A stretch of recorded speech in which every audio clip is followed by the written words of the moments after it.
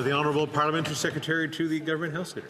Yes, thank you, Mr. Speaker. It is disappointing in terms of the Conservative Party's approach, where they try to give the false narrative as if they support Canada's borders, when in reality well over 1,000 jobs were cut. Significant other cuts were made while their leader of the Conservative Party today sat around the cabinet table and made those decisions. And now there are some consequences to it. We as a government have restored those cuts and added an additional 300 staff. Yet they seem to believe, the Conservative Party, that their actions from previously had no consequence. How silly is that, Mr. Speaker? And my question to the member opposite is, can he stand in his place today and guarantee that the Conservative Party would never cut border control services again? The Honourable Member for Barrie Springwater Oro-Medonte. Thank you, Mr. Speaker. I've heard this banter around quite a bit, so I actually have some facts and figures here.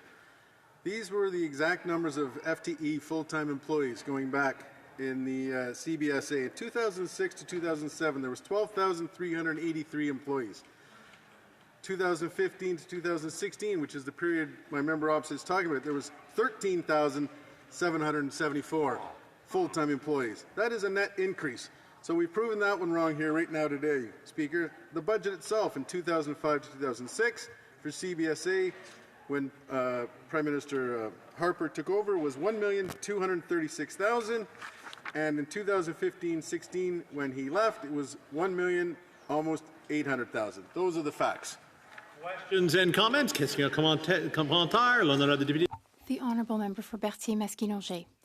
Thank you, Mr. Speaker. I thank my colleague for the speech.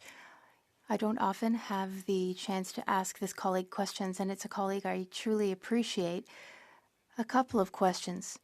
First, this is a question I've asked a few times this morning, but I haven't gotten an answer from the Conservative Party. What about the fact that Quebec felt it necessary to deploy resources to protect the border, even though that's not Quebec's jurisdiction, it's under federal jurisdiction? And a second question, I heard him repeat some oft-repeated slogan. How many points did he earn through that speech?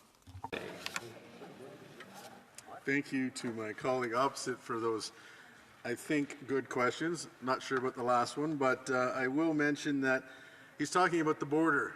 The border is a problem right across Canada. We've heard that. In public safety, we have been talking about the border and how porous it is.